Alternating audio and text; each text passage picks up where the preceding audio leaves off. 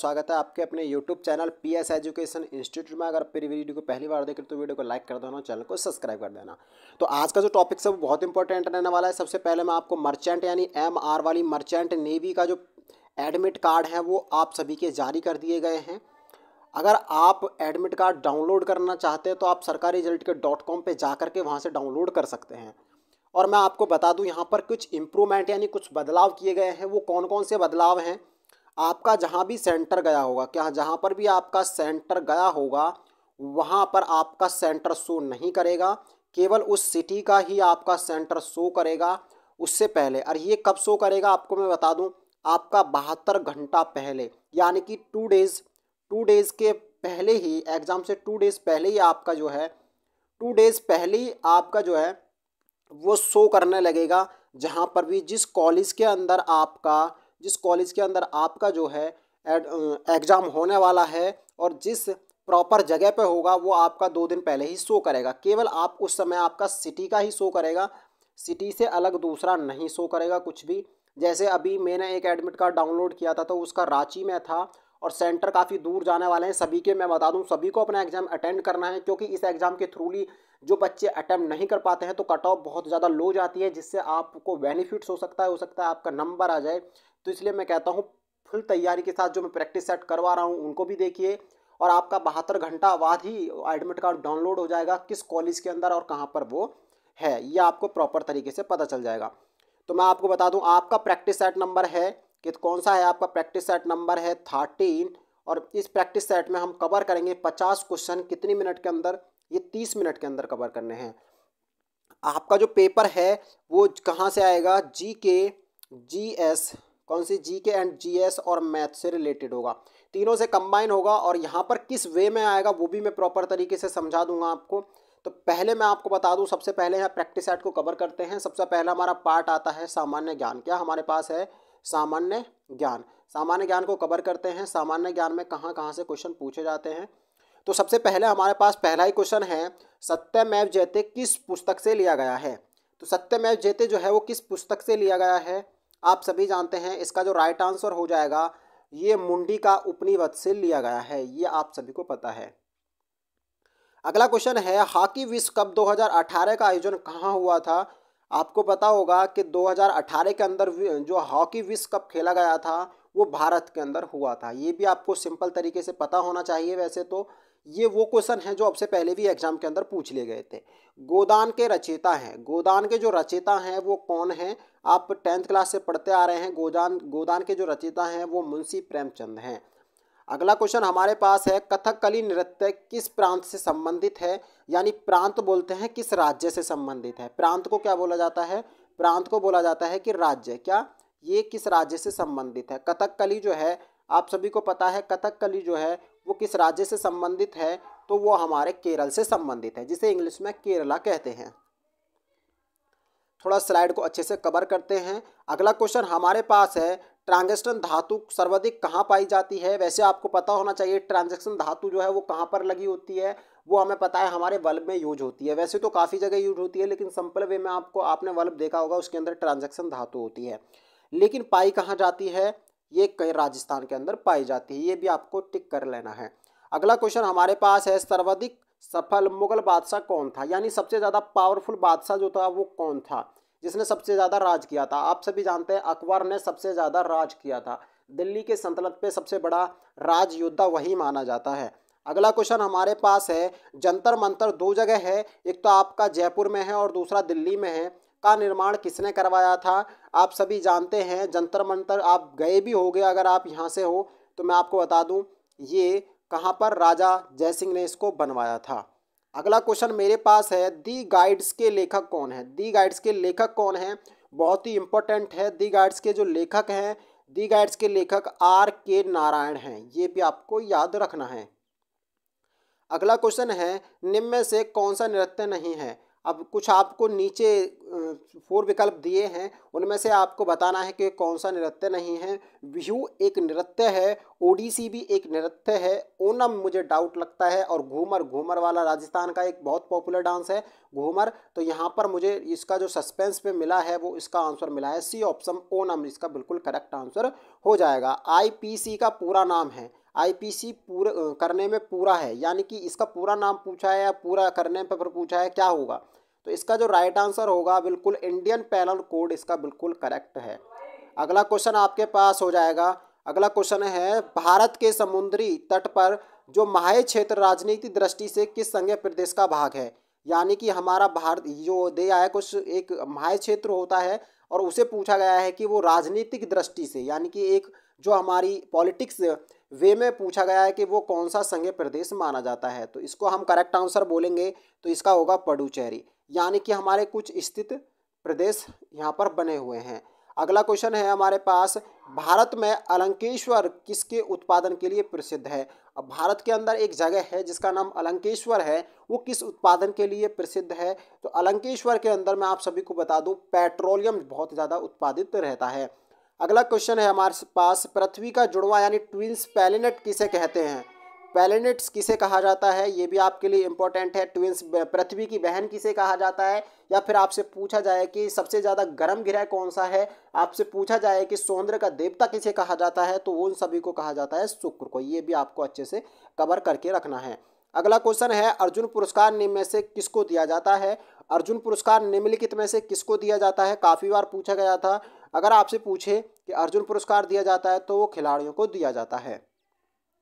अगला क्वेश्चन है, printing press का आविष्कार किसने किया था? प्रिंटिंग प्रेस का जो आविष्कार है वो किसने किया था? आपसे क्वेश्चन पूछेगा प्रिंटिंग प्रेस का आविष्कार किसने किया था, तो आपको पता होना चाहिए जॉन गैटनबर्ग ने जो है प्रिंटिंग प्रेस का आविष्कार किया था। अगली स्लाइड की तरफ चलते हैं। बहुत ही इंपॉर्टेंट क्वेश्चन है, आपसे पहले भी मैं काफ़ी क्वेश्चनों को करवा चुका हूँ। अगर आपने वो वीडियो नहीं देखी है तो जाइए और उन वीडियो को देखिए। हमारे पास अगला क्वेश्चन है, स्लाइड को थोड़ा कवर करते हैं ताकि आप अच्छे से कर सकें। हमारे पास है, भारत में सबसे अधिक कॉफ़ी उत्पादन होता है। भारत में सबसे अधिक ऐसा कौन सा राज्य है जहां सबसे ज़्यादा कॉफ़ी उत्पादन होता है?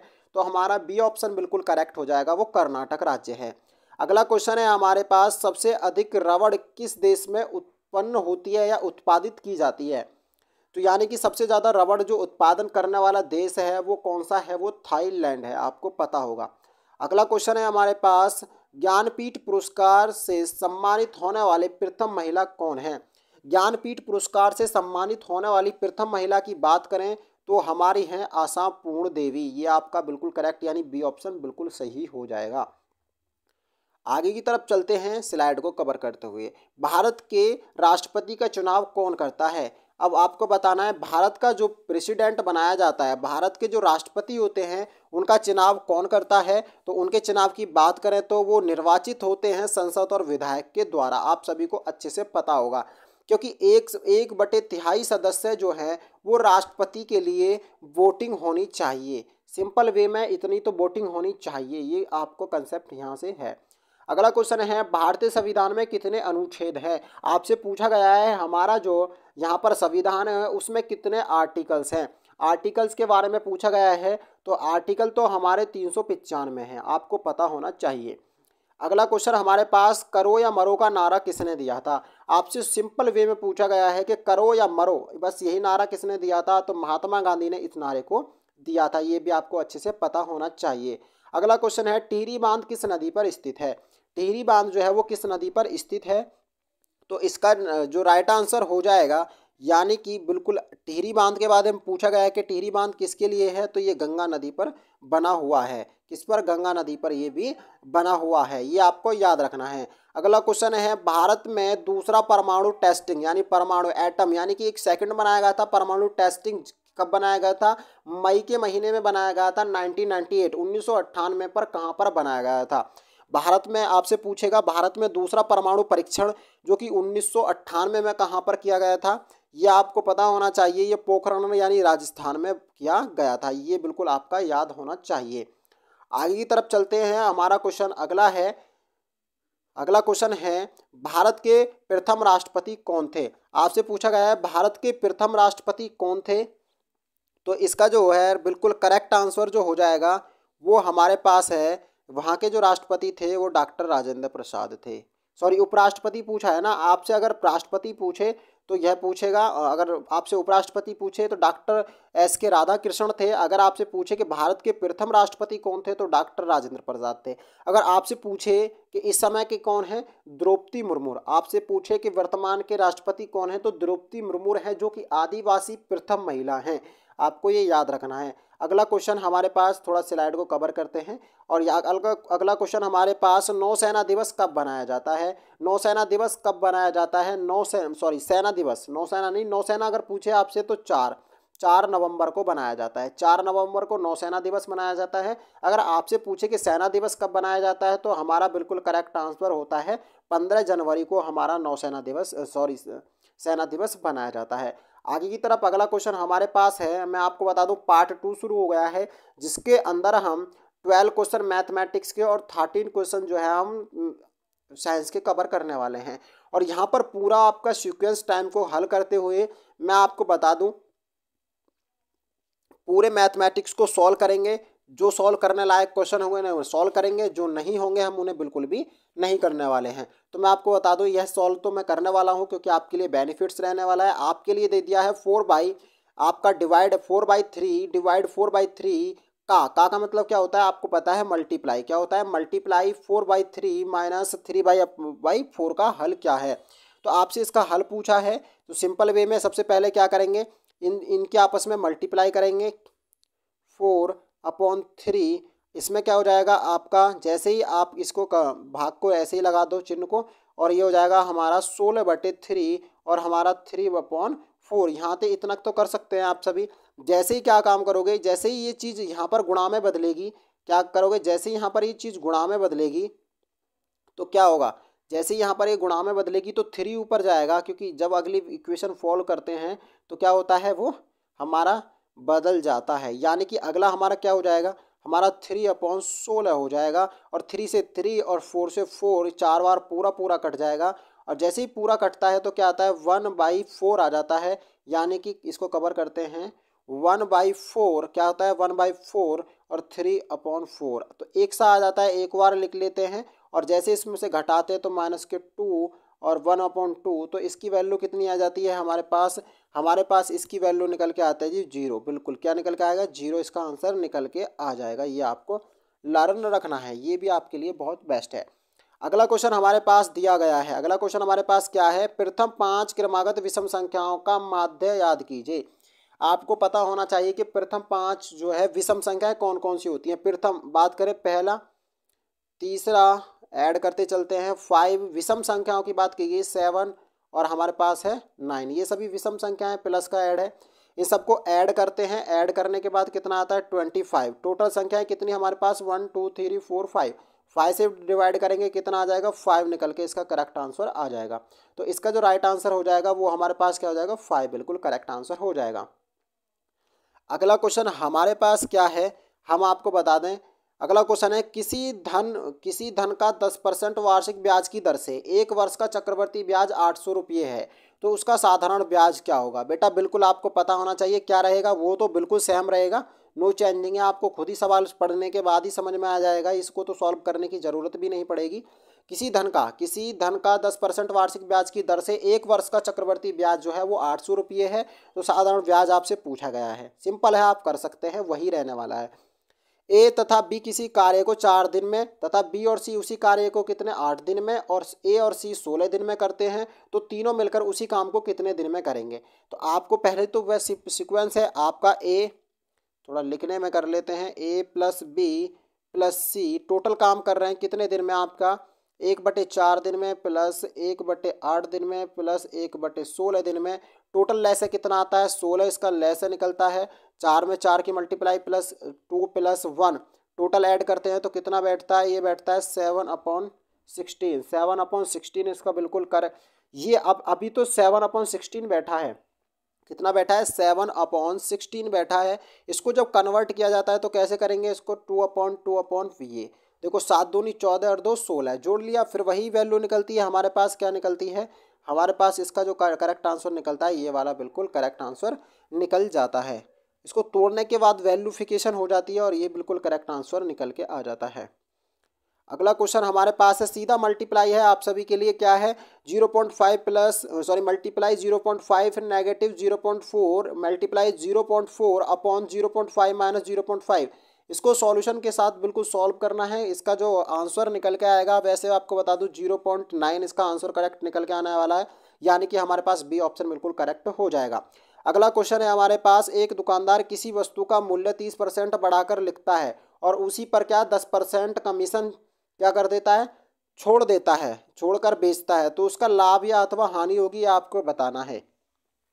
तो बेटा कितना, हमारे एक 30% बढ़ाकर कितने में बढ़ाकर लिखता है, 100 में बढ़ाकर लिखता है। वही चीज़ मैं समझाना चाह रहा हूँ, कितने में लिखता है बढ़ा के, हमारे पास लिखता है कितने परसेंट, 10% में, बटे में क्या करेंगे 100, 2 जीरो से 2 जीरो गायब, कितना निकला 13 रुपये उसने एक्स्ट्रा बढ़ा कर लिखे, कितने में 130 में। 130 के अंदर क्या करेंगे, 130 नेगेटिव कितना होगा 13 इक्वल टू 117 इसका बिल्कुल करेक्ट आंसर हो जाएगा। अब बात करेंगे ये 100 में कितने परसेंट ज़्यादा है, यानी 17 यानी 17% बिल्कुल करेक्ट इसका आंसर हो जाएगा। कितना होगा 17% बिल्कुल करेक्ट आंसर इसका हो जाएगा, ये आपको याद रखना है। आगे की तरफ चलते हैं, शंकु के आयतन। शंकु के आयतन का याद करना है, शंकु के आयतन का जो सूत्र है वो आपको बताना है। सिंपल है, बहुत ज़्यादा 10th क्लास में पूछा गया था आपसे पहले।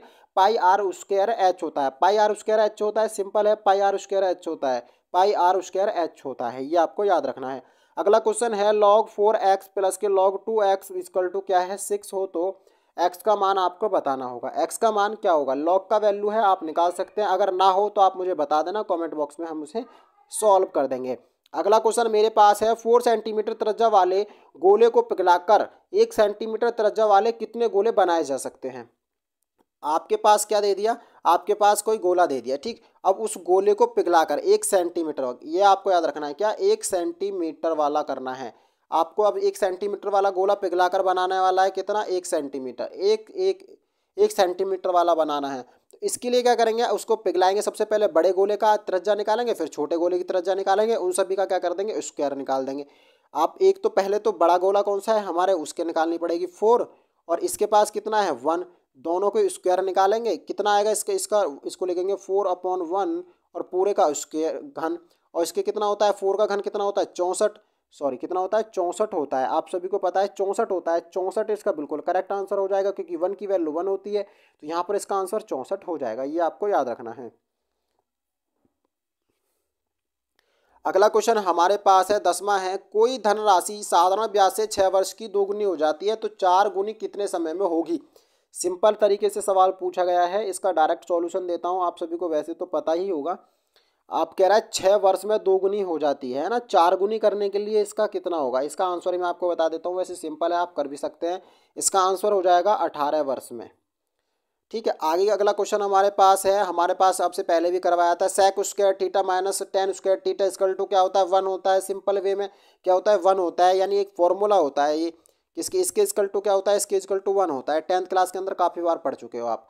अगला क्वेश्चन हमारे पास है, क्या है, किसी 100 मीटर ऊंची मीनार की परछाई लगभग कितनी है, 100√3 है, 3 मीटर है, तो छाया की मीनार की जो ऊपरी सिरा है उसमें बढ़ने वाला कोण कितना होगा।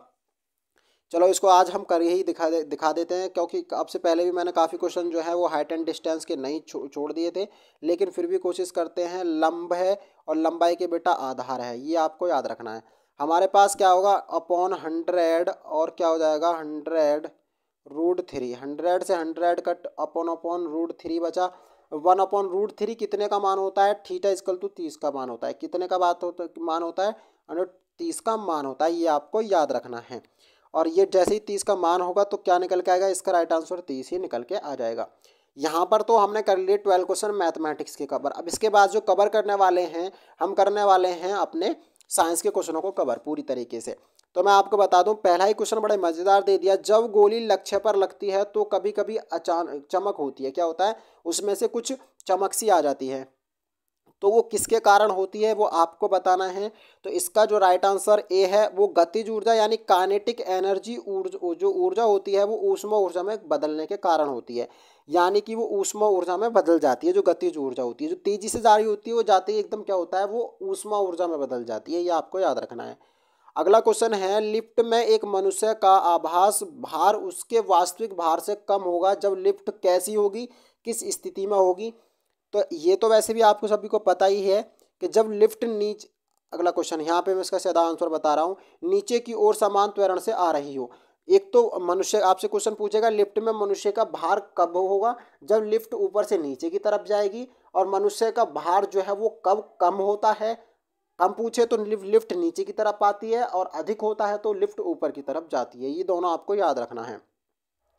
अगला क्वेश्चन हमारे पास 15 है। इसमें कहा गया है कि क्या कारण है कि एक लोहे की छड़ जो है वो कील पानी में डूब जाती है जबकि पारे में नहीं डूबती है। अब से पहले पूछा गया था, बहुत इंपॉर्टेंट क्वेश्चन है, बीएड के लिए पूछा गया था। पारे का घनत्व पानी के घनत्व से अधिक होता है। पारे का जो घनत्व है, डेंसिटी जो होती है उसकी वो ज़्यादा होती है, और पानी का जो घनत्व है वो बहुत कम होता है। अगला क्वेश्चन हमारे पास, श्वेत प्रदीप्त वस्तु क्या है। श्वेत प्रदीप्त वस्तु का ताप होता है, आपसे पूछा गया है उसका टेम्परेचर डिनोट करना है हमें, कितना होता है, जो हमारा 1600 डिग्री सेंटीग्रेड पे होता है। अगला क्वेश्चन है, विटामिन डी किसकी कमी से होता है। विटामिन डी की कमी से होने वाला कौन सा रोग है। तो मैं आपको बता दूं, अगर विटामिन डी की कमी से होने वाला रोग आपसे पूछे तो आपसे बताना है रिकेटस। क्या है, रिकेटस। अगर आपसे पूछे कि विटामिन ए की कमी से होने वाला कौन सा रोग है, विटामिन ए की कमी से कौन सा रोग होता है, तो विटामिन ए की कमी से रोग होने वाला है वो स्कब्री है। विटामिन बी की कमी से पूछे तो वेरी वेरी है। और आपसे पूछे विटामिन सी तो रतौंधी है।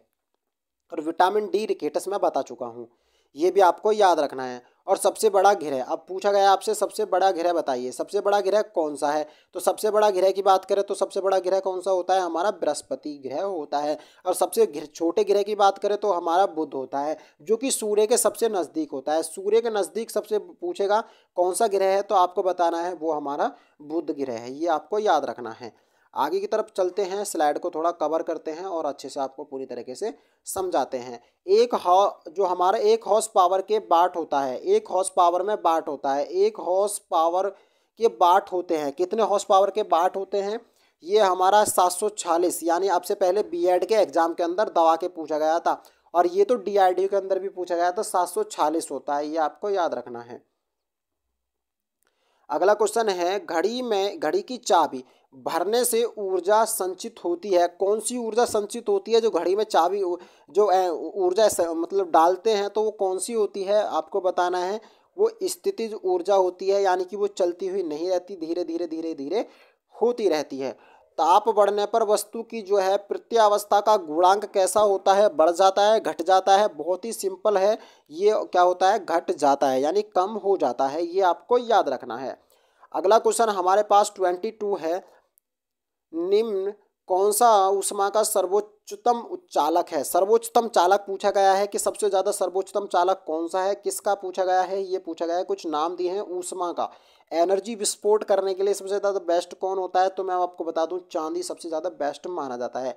अगला क्वेश्चन है, शराब जिसे हम एल्कोहलिक पेय के रूप में कौन सा पदार्थ प्रयुक्त होता है, यानी कि क्या होता है, इथाइल एल्कोहल होता है। अगला क्वेश्चन है, सरल आवर्त गति किसके नाम पर स्थित नहीं रहती। सरल आवर्त गति किसका मान स्थिर नहीं रहता, ये आपको बताना होगा। तो मैं आपको बता दूं वो बेग का नहीं होता, बाकी का तो सबको ही होता है। हमारे पास 25 है, बहुत ही इंपॉर्टेंट है। किरचॉफ का नियम इंटर क्लास में पूछा जाता है कि सुनिश्चित ताप पर वस्तु की ऊर्जन क्षमता, और उसके बारे में पूछा है कि आवर्त का अनुपात किस पर निर्भर करता है। तो निर्भर करता है, किस पर निर्भर करता है, वो करता है वस्तु के ताप व विकिरण की ऊर्जा पर निर्भर करता है। आपको वीडियो जो है वो कैसी लगी आप मुझे कमेंट बॉक्स में ज़रूर बताना, क्योंकि अब से पहले मैं बता चुका हूँ काफ़ी प्रैक्टिस सेट में, ये 13 में मेरा प्रैक्टिस सेट है, और ये ज़्यादा प्रैक्टिस सेट आपको चाहिए तो मुझे कमेंट बॉक्स में बताना ज़रूर, क्योंकि इतना इम्प्रूवमेंट आपकी जो उस वीडियो के अंदर किया गया है ना, वो बहुत ही ज़्यादा बेनिफिट्स है। और इससे पहले भी काफ़ी प्रैक्टिस सेट मैं करवा चुका हूँ। अगर आपको पीडीएफ चाहिए तो आप मुझे पीडीएफ भी बता देना कि हाँ सर हमें पीडीएफ चाहिए, तो हम आपको पीडीएफ भी प्रोवाइड कर देंगे।